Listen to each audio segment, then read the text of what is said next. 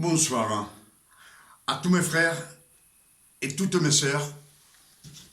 Je vous souhaite la bienvenue dans l'église des révélations.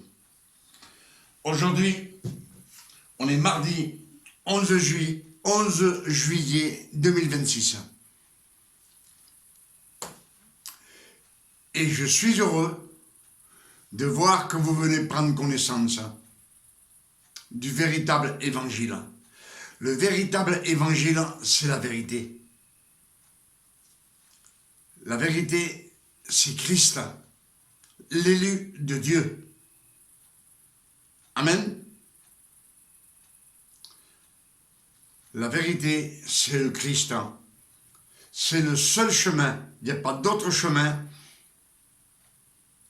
qui mène au royaume des cieux, où le Père éternel nous attend avec les bras ouverts pour nous donner la couronne de vie, afin qu'on vive éternellement avec lui en sa présence.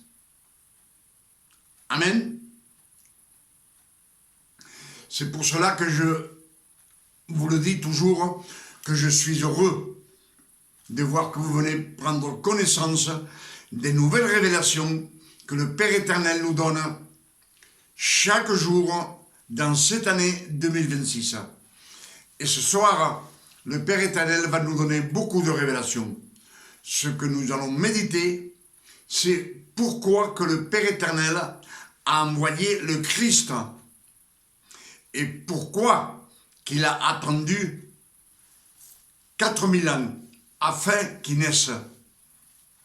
Amen. Alors, soyez attentifs. Avant de rentrer dans le message, on va voir ce que nous disent les Saintes Écritures, les chapitres et les versets,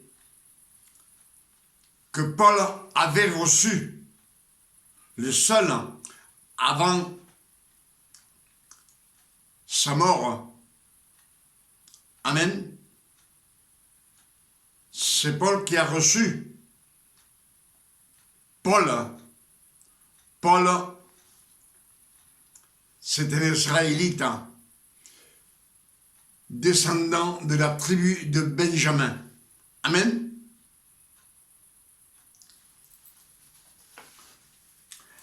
« 1 Corinthiens 10, verset 11 nous dit « Toutes ces choses sont arrivées pour nous servir d'exemple. » Amen. C'est pour nous servir d'exemple de la façon que les 12 tribus se sont comportées par rapport à suivre la loi que Dieu leur donnait. Amen. Il nous dit, toutes ces choses arrivent pour que nous... Toutes ces choses sont arrivées pour nous servir d'exemple. Cela a été écrit pour notre instruction, nous qui sommes arrivés à la fin des siècles, à la fin des temps. Amen. On sait qu'on est à la fin des temps, on est rentré dans le 3e millénaire. On est en 2026, donc on est rentré dans le 3e millénaire. Amen. C'est ce que nous dit 1 Corinthiens 10, verset 11. C'est pour notre instruction, pour notre connaissance, pour qu'on ne soit pas ignorant de tout ce qui s'est passé, depuis la création du monde jusqu'à l'Apocalypse. Amen.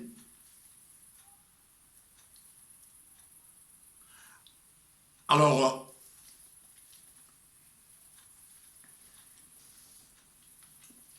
Éphésiens 1, verset 4 nous dit « Dieu nous a choisis avant la fin du monde. » Excusez-moi. Dieu nous a choisis avant la fondation du monde. En Christ. Christ, c'est une phrase hébraïque. Comme je vous l'ai dit beaucoup de fois, on l'a traduit dans le latin, cela veut dire l'élu. Amen. Et c'est ce qui nous dit Éphésiens 1, verset 4. Dieu nous a choisis avant la fondation du monde en Christ, afin que nous soyons des saints et irrépréhensibles.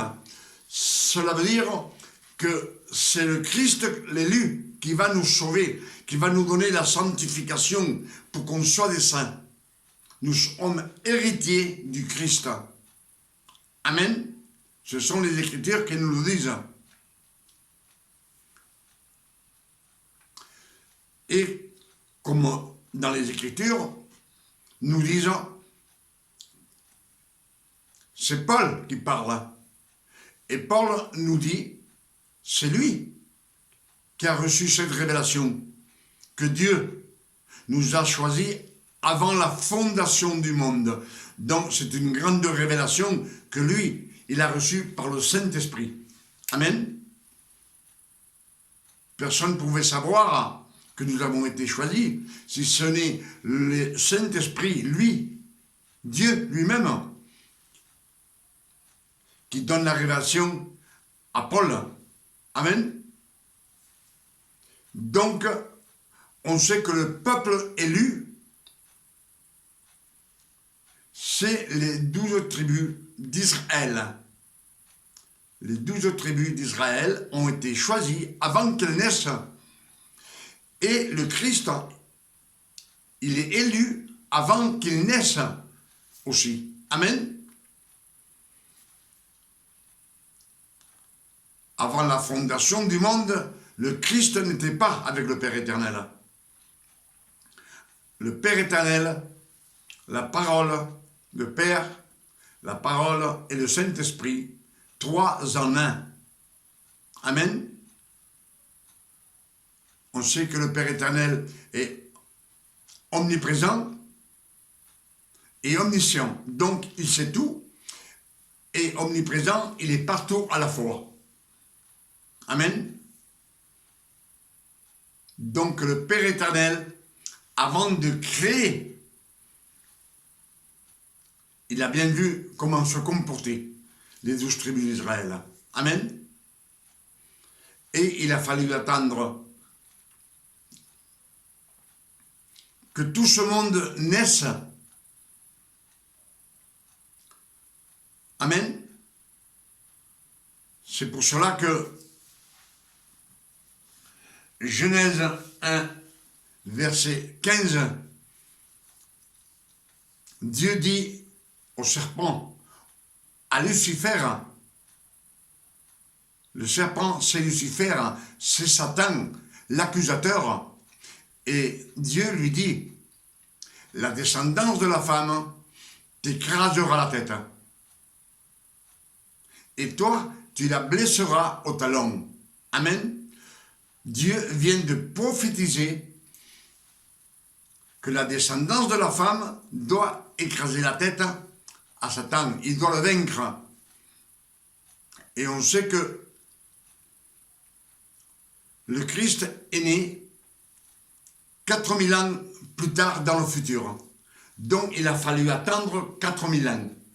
Amen. Pourquoi qu'il a fallu attendre 4000 ans? Je vous l'ai dit plusieurs fois, parce que le Père éternel a tout planifié avant la fondation du monde. Avant, il a tout planifié, il a fait ses desseins, et tout doit s'accomplir comme lui, il veut. Amen. Et il nous dit 4000 années pour que le Christ naisse. Amen. Donc, pourquoi qu'il n'a pas dit 2000 années ou 3000 années? Il a fallu 4000 années. Amen. Donc, que tout fallait qu'il s'accomplisse. Tout fallait que s'accomplisse. Donc c'est pour cela que le Père éternel, quand les temps furent accomplis, nous dit que le Père éternel a envoyé le Christ, né d'une femme née sous la loi, afin qu'il accomplisse toute la loi de Moïse, et qu'il rachète tous ceux qui sont sous la loi, et que nous reçussions l'adoption de fils. Si on reçoit l'adoption de fils, on n'est plus la création. La création, dans toute la création que le Père éternel a créée, il a choisi le Fils de Marie, Emmanuel, le Christ. Et tout devait s'accomplir. Amen. Donc il fallait que tout ce monde naisse. Amen. Jacob, il fallait qu'il naisse.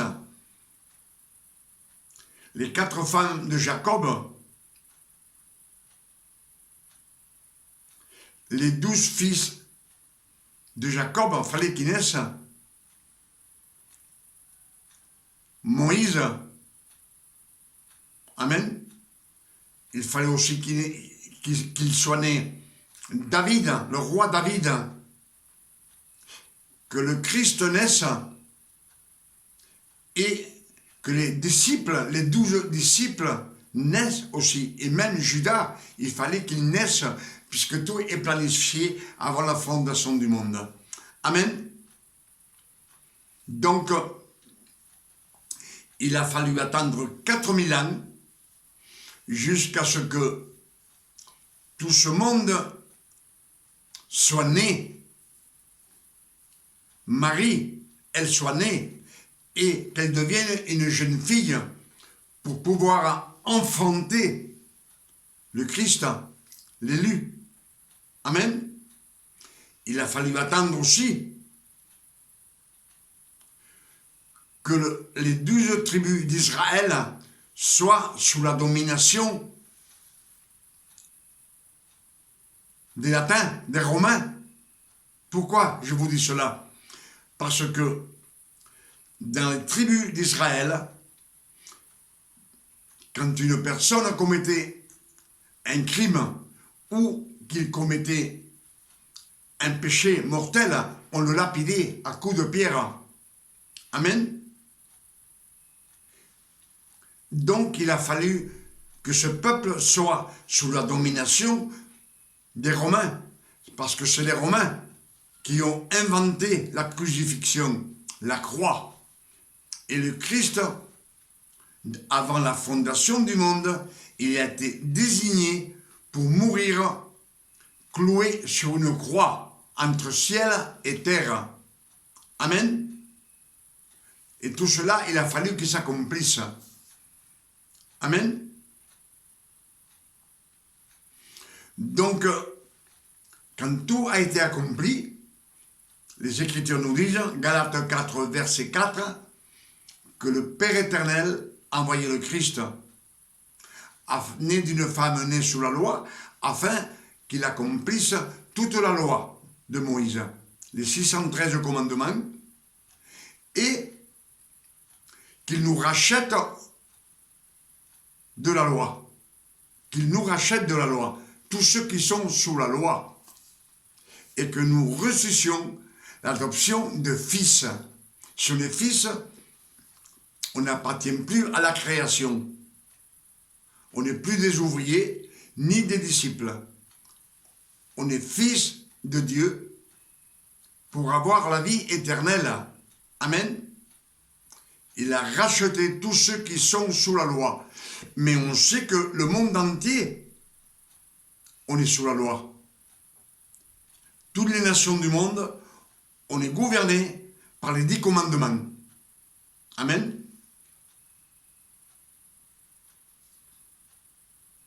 C'est pour cela que le Christ est venu sur la terre. C'est le Père envoyé, c'est le Père qui l'a envoyé. Il a attendu 4000 ans qu'il naisse et il l'a élu. il l'a oint. Il a mis beaucoup de pouvoir sur cet homme de chair et de sang. Amen. Il est comme vous et moi, le Christ, mais avec beaucoup de pouvoir du Père éternel. On le sait, puisque les Écritures nous disent que la parole a été faite chair. Jean 1, verset 14, la parole a été faite chair. C'est Dieu qui a pris sa parole, il l'a transformée en chair, et il l'a mis dans le corps du Christ. Et on sait que quand il se baptise, il y a le Saint-Esprit qui vient sur lui. Et Ésaïe nous dit, Ésaïe 49 nous dit, c'est peu que tu sois, lui dit, c'est peu que tu sois mon ouvrier pour relever les tribus de Jacob et ramener ce qui reste d'Israël. Amen. C'est Ésaïe 40, verset 49 qui nous le dit. Amen. Donc que tout a été préparé à l'avance, comme je vous l'ai dit. Le Père éternel a fait ses plans, il a tous ses desseins, il faut qu'il s'accomplisse. Et lui, il attend que tout s'accomplisse afin de choisir l'élu, celui qui est né de la Vierge Marie. Amen. C'est pour cela que Ésaïe 7, verset 14 nous dit que la Vierge aura un fils, elle-même lui donnera le nom de Emmanuel, Dieu parmi nous. Et les Écritures nous disent, il se nourrira de crème et de miel, jusqu'à ce qu'il jette le mal et qu'il choisisse le bien. Et on voit que depuis que le Christ est né, dès 12 ans, il commence à choisir le bien et rejeter le mal jusqu'à 30 ans. Et à 30 ans, quand il se baptise, là, il reçoit le Saint-Esprit. Amen. Et quand le Saint-Esprit le conduit dans le désert, 40 jours et 40 nuits sans boire ni manger, là, il est éprouvé. Et au bout de 40 jours et 40 nuits, il a vaincu les tentations du diable. Et les anges du ciel viennent pour le conforter. Et quand il sort, qu'il a fini ses 40 jours et ses 40 nuits qu'il a passé dans le désert, là, il commence à faire un miracle. Il fait voir ce que le Père éternel a fait de lui. Tous les miracles qu'il a fait, toutes ses bontés, le Christ. Et aussi, pour qu'on sache toutes les souffrances que lui, il a subies à cause de nous. Amen. Pour cela, ils nous disent, Galates 5, verset 1, Galates 5, verset 1, que le Christ nous a donné la liberté. Il nous a affranchis de la loi, il nous a rachetés de la loi. Il nous dit, ne vous laissez plus mettre sous le joug de la servitude, d'être esclave de la servitude. Pourquoi? Esclave du péché. Le péché, c'est celui qui tue la personne humaine. Amen. 2 Corinthiens 3, verset 6 nous dit, la lettre écrite en pierre tue. Donc, la lettre écrite en pierre, ce sont les 10 commandements. Amen. Il nous dit le ministère de la mort, écrite en pierre, c'est la loi. Amen. Et le Christ nous dit,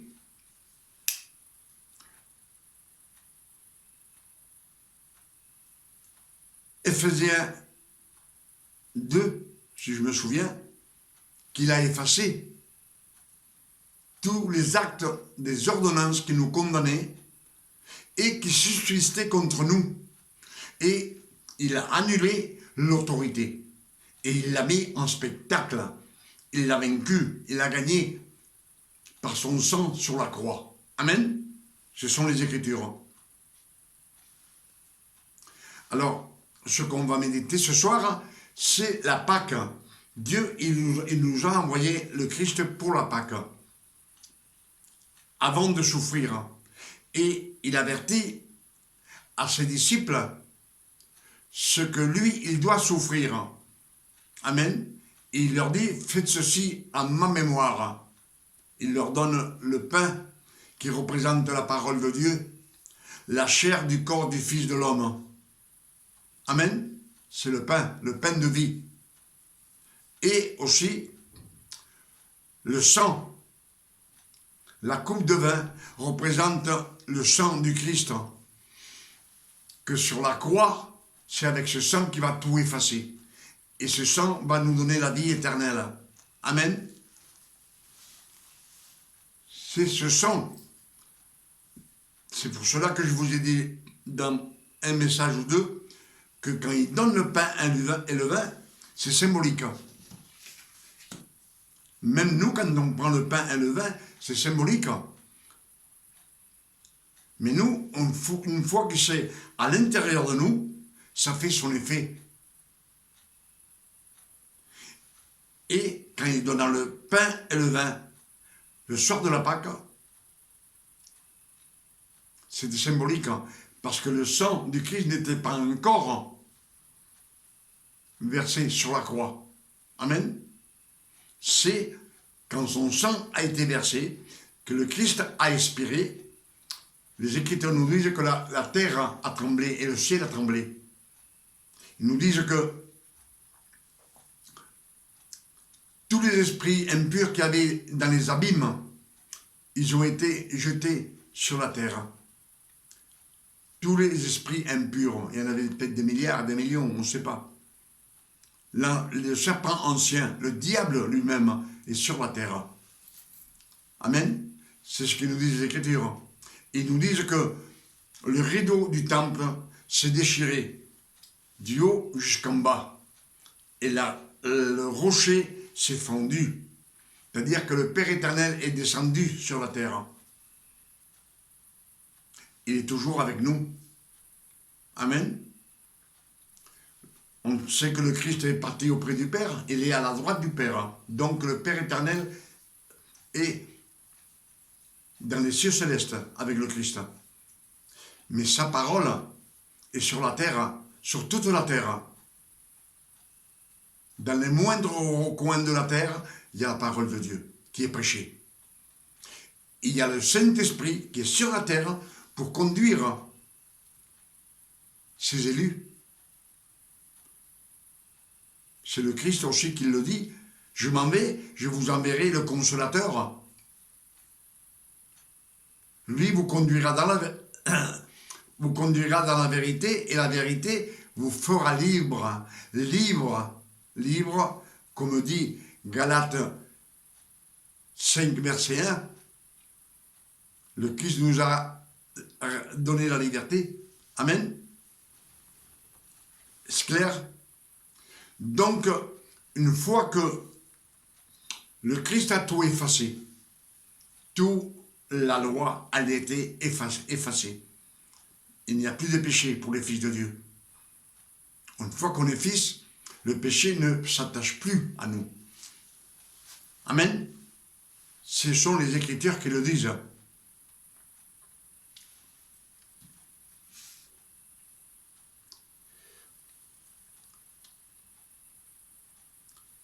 Mais aussi, dans les Écritures, Jean 6, verset 44, nous dit « Personne ne peut venir au Père. » Non, excusez-moi. « Personne ne peut venir à moi si ce n'est le Père éternel qui vous envoie à moi. » Personne ne peut venir à moi si ce n'est le Père éternel qui vous envoie. C'est lui qui vous a élu, qui vous a choisi et vous envoie au Christ. Amen. Et Jean 14, verset 6 nous dit, c'est le Christ qui parle, il dit « Je suis le chemin, la vérité et la vie. Nul ne vient au Père que par moi. Nul ne va au Père que par lui. Donc il est la porte. C'est lui la vérité, le Christ. Emmanuel le Christ. C'est le seul chemin, il n'y en a pas d'autre, qui mène au royaume des cieux, jusqu'au Père éternel. Amen. Alors, comme le Père éternel, par le sang du Christ, nous a donné un don de grâce non mérité, une faveur, on le doit au sang du Christ, mais c'est le Père éternel qui nous a fait cette faveur afin que nous devenions des fils adoptifs. Amen.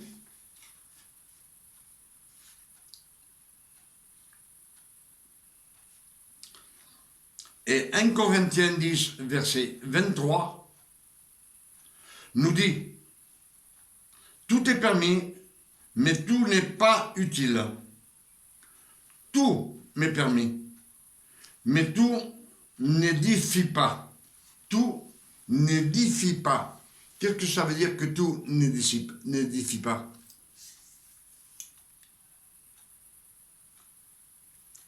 Ce qui n'édifie pas, ce sont les péchés, mais comme le Christ les a effacés, la loi, il n'y a plus de loi. Amen. Pour les fils de Dieu, pas pour le reste, pas pour les incrédules. Genèse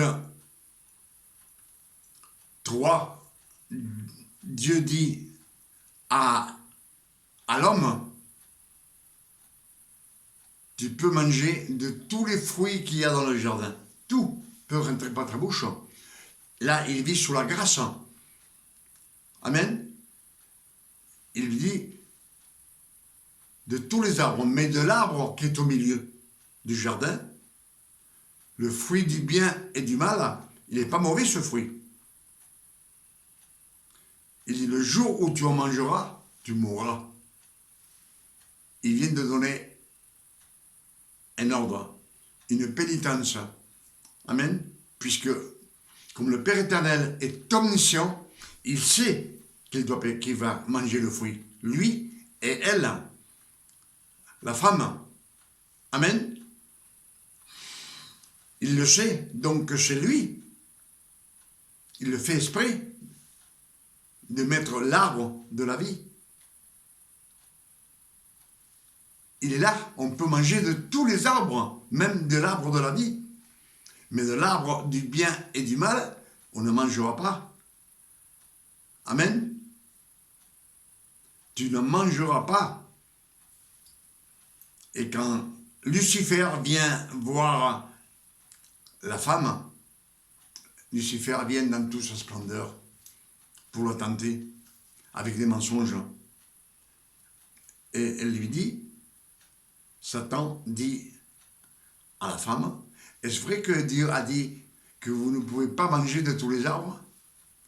Et elle l'écoute. Elle dit, oui, on peut manger de tous les arbres du jardin, mais de l'arbre qui est au milieu du fruit du bien et du mal, qu'on ne mange pas et qu'on ne touche pas. Elle vient de mentir. Satan a trouvé une porte de mensonge dans le cœur de la femme. Et il en profite. Et il démentit ce que Dieu a dit. Il dit, ne croyez pas ce qu'il a dit. Parce que le jour où tu en mangeras, vous serez comme des dieux, connaissant le bien et le mal. Vous serez comme des dieux. Et comme elle l'écoute, elle regarde le fruit avec passion. Et elle en prend et elle en mange.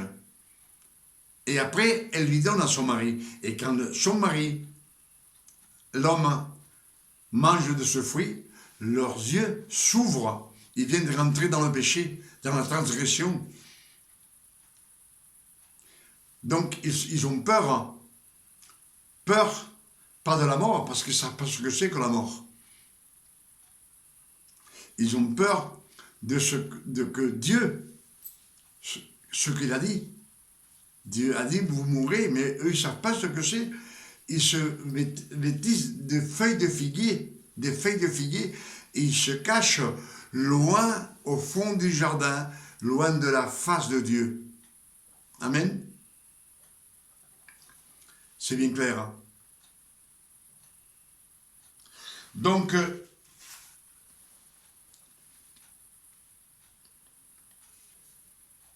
1 Corinthiens 10, verset 23, nous dit, tout est permis, mais tout n'est pas utile. Tout est permis, mais tout n'édifie pas.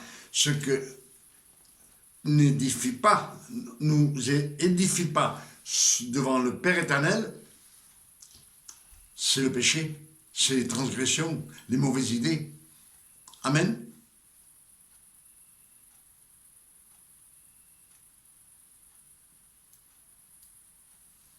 Ça, c'était sous la loi. Mais quand le Christ est venu, il a tout effacé.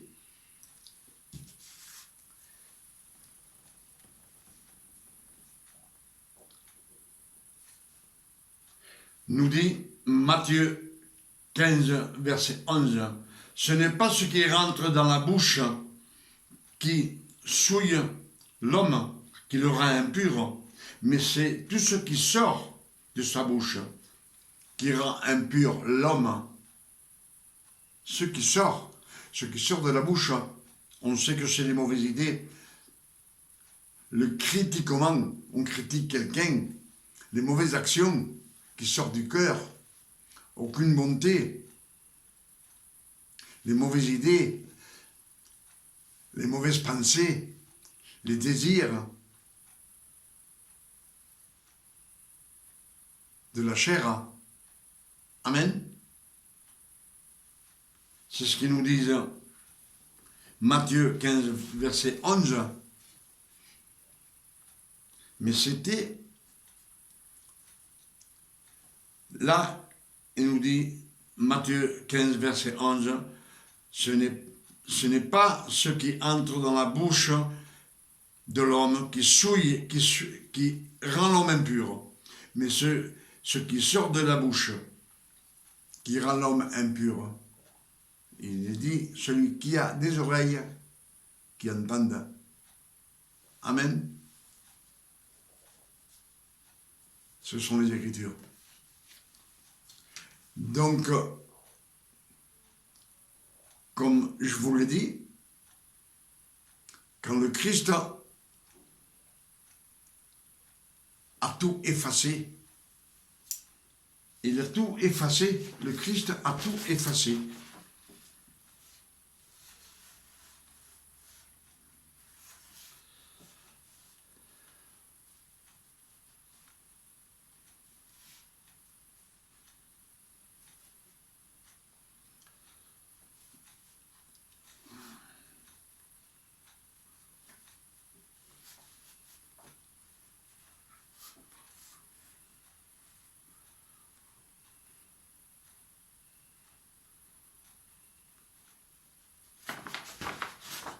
Je pense que le Père éternel ce soir nous a donné beaucoup de révélations.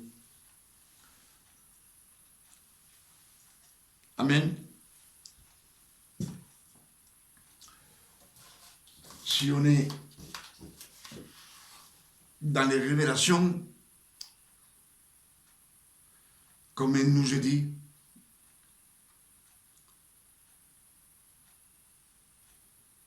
Ésaïe 42, verset 1, « Voici, je vous envoie mon serviteur, que je soutiendrai, mon élu, en qui je mettrai mon esprit. »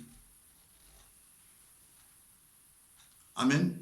J'ai mis mon esprit sur cet homme.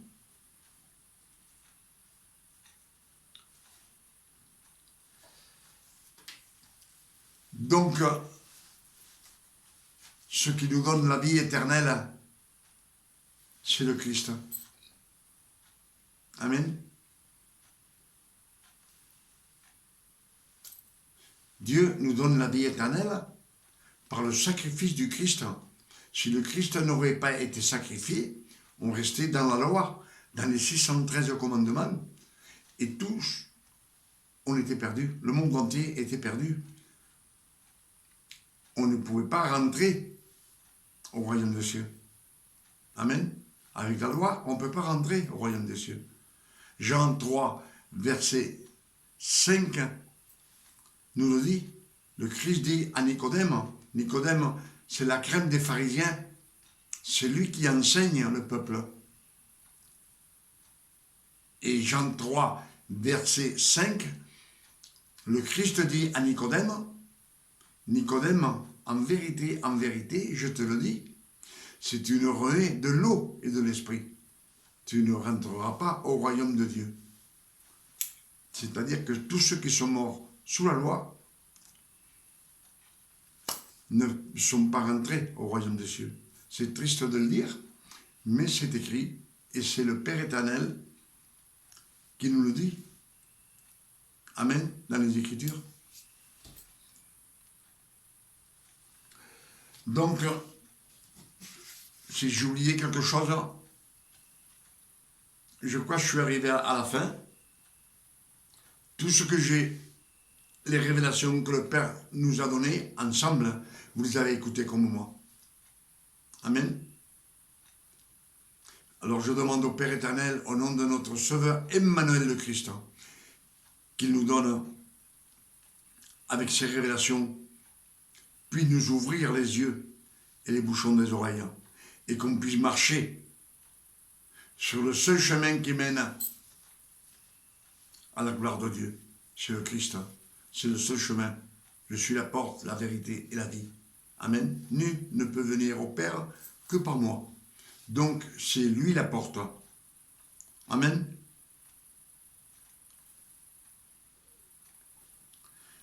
Un Thessaloniciens 4, verset 16 nous dit, Dieu lui-même, le Seigneur lui-même nous enverra un signe. Et à la voix d'un archange et au son de la trompette de Dieu, le Seigneur descendra du ciel. Et tous les morts en Christ ressusciteront. Il n'y a qu'eux qui vont ressusciter. Le reste, on n'en parle pas. Amen. Et nous, les fils de Dieu, qui seront restés, en un clin d'œil, on aura un corps incorruptible. Et nous rejoindrons en même temps ceux qui sont ressuscités et nous partirons dans les nuées du ciel avec le Père éternel pour toute l'éternité. Donc nous, les fils de Dieu et les morts en Christ, on ne va pas subir les tribulations qu'il va y avoir sur la terre, les grandes tribulations. Et au grand jugement, on sera à la droite du Père, avec Emmanuel le Christ, notre avocat. Amen. Et celui qui va vous accuser, c'est tous ceux qui n'ont pas compris ce que Dieu voulait pour eux. Ils ont prêché leurs idées, leur intelligence, leurs coutumes. Et c'est celui qui va les accuser, c'est l'accusateur, c'est Lucifer. Lui-même, il va les pointer des doigts, il va dire oui, toi. Amen. Même au Fils que le Christ a racheté et les adopté comme fils, il va les montrer du doigt, puisque tous on a péché, et il le sait, étant jeune, étant homme ou étant vieillard, on pêche quand même. Puisque la personne humaine, la création, on n'est pas pécheur parce qu'on pêche. On pêche parce qu'on est pécheur. Amen. Même si on ne pêche pas, on est pécheur. On est né pécheur. Et ce corps devait mourir pécheur. C'est pour cela que dans son amour, le Père éternel a envoyé le Christ. Il nous dit le soir de la Pâque, il nous avertit ce qu'on doit faire après la résurrection du Christ, de prendre le pain et le vin. C'est une image de son corps qui a souffert et de son sang qu'il a versé sur la croix. Le pain et le vin. Amen. Le pain, on sait que c'est la parole de Dieu. La chair du corps du Fils de l'homme. Amen. Et la coupe de vin représente, c'est l'image du sang du Christ qui a été versé sur la croix pour effacer.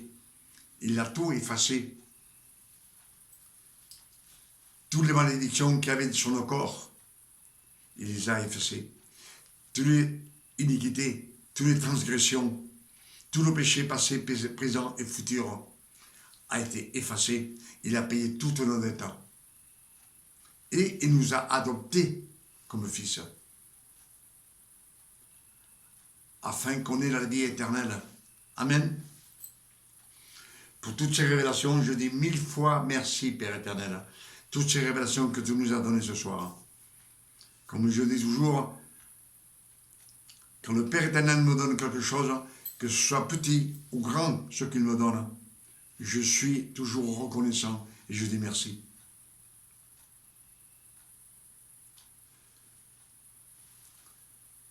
Que Dieu vous garde et vous bénisse. Demain, on sera mercredi 22 juillet 2026. Et je vous invite à venir prendre connaissance des nouvelles révélations que le Père éternel nous donne chaque jour dans cette année 2026. Ces révélations que nous donne chaque jour, mémorisez-les afin de les prêcher au monde entier. Le monde entier doit savoir la vérité. Quand on sait la vérité, on sort des ténèbres. Si on vit dans les ténèbres, c'est parce qu'on est ignorant de la parole de Dieu. Et si on est ignorant, on vit. On n'a pas de connaissance. Amen. On n'a pas de connaissance. On vit dans les ténèbres. Amen. C'est l'ignorance.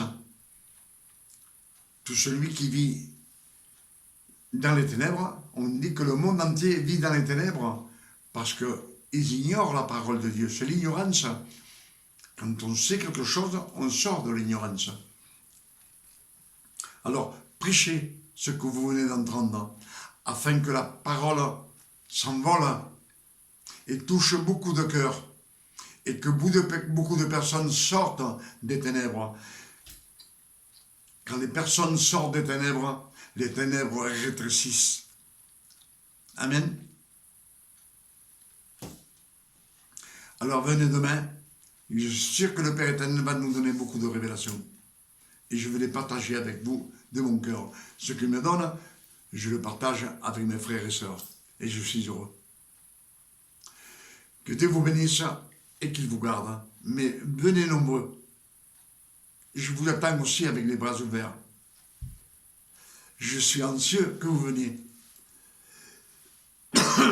Amen. Que Dieu vous garde et vous bénisse.